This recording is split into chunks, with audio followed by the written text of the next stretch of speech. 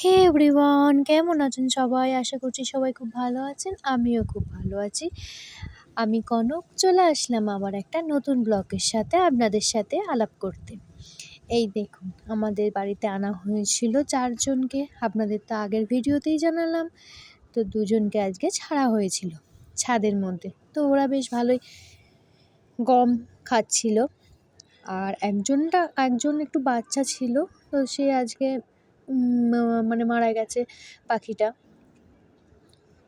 আর এখানে সকালবেলা ছাদে গিয়েছিলাম, ছাদ থেকে এসে একটু বেলা হতে জানলাটা খুলি, কারণ আমাদের যেহেতু পুকুরের ধারে বাড়ি, তো প্রচণ্ড পরিমাণে হাওয়া আসে আর খুব ঠান্ডা হাওয়াটা। তাই জন্য সকালে সেরকমভাবে জানলাটা খুলি না, একটু বেলা হলে জানলাটা খুলি। আর এদিকে ছেলে চলে গিয়েছিল স্কুলে, ওকে রেডি করে ওকে স্কুলে পাঠিয়ে দিয়েছিলাম।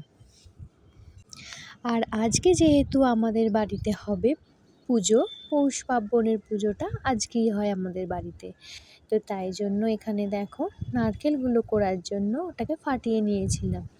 আর এখানে যেহেতু আমি একাই ক্যামেরা করছি, তাই জন্য ধরার কেউ ছিল না, তাই জন্য তোমাদেরকে আমি আর দেখাতে পারলাম না।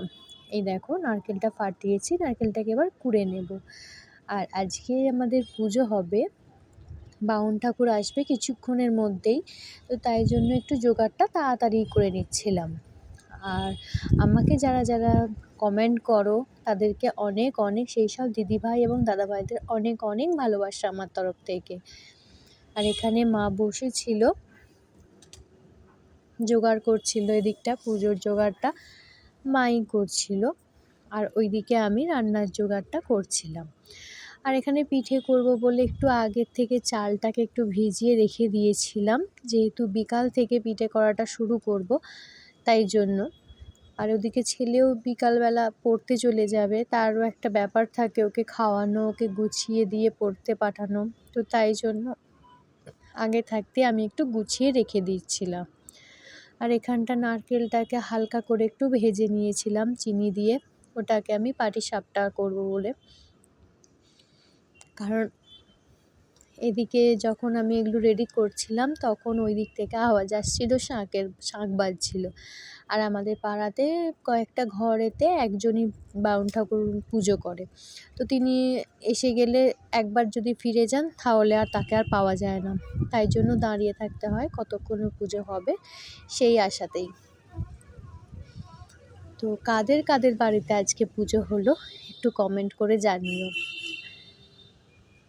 আর এখানে আমি দেখছিলাম এটা কতটা চিট হয়েছে। আর ওইদিকে বাউন ঠাকুর আসবে বলে মা যেহেতু জোগাড় করছিল বলে আমি আর ওইদিকে গিয়ে জোগাড়টা করছিলাম না। আর এখানে আমি রান্নাটার এই পিঠের জোগাড়গুলো করে রেখে দিচ্ছিলাম। আর এখানে বলতে না বলতেই চলে এসেছিল বাউন ঠাকুর, তার জন্য মা এগুলোকে এক এক করে নিচে থেকে নামিয়ে এনে, মানে ওপর থেকে নামিয়ে এনে নিচে রেখে দিয়েছিল, একটু বলতে ভুল হয়ে গেল।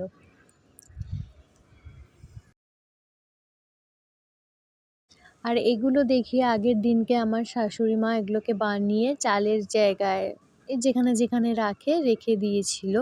তাই ভাবলাম তোমাদের সাথেও একটু শেয়ার করি, কাদের কাদের এরকম আছে, আমার তো ঠিক জানা নেই। আর এখানে আমি ঝাঁট দিয়ে নিচ্ছিলাম, ওইদিকে দেরি হয়ে যাবে বলে তাড়াতাড়ি করে ঝাঁটটা দিয়ে নিলাম, কারণ বাউন ঠাকুর এসে গেলে আর কোনো কাজ হবে না, ওনার কাছেই দাঁড়িয়ে থাকতে হবে। তো তাই জন্য ঝাঁটটা এদিকে দিয়ে নিচ্ছিলাম। আর ওইদিকে তো রান্নাটা আজকে সেরকমভাবে করিনি, তাই জন্য তাড়াতাড়ি হয়ে গিয়েছিল। আর আমার ব্লগসটা যদি ভালো লেগে থাকে অবশ্যই একটা সাবস্ক্রাইব করে যেও, আমার পাশে থেকে যেও, একটা লাইক করো অ্যান্ড শেয়ার করে দিও। তোমাদেরকে অনেক অনেক ভালোবাসা, আমাকে এতটা ভালোবাসা দেওয়ার জন্য অনেক ধন্যবাদ। আজকের ব্লগসটা এত পর্যন্তই রইল, তোমরা পুরো ব্লগসটা দেখো কিন্তু।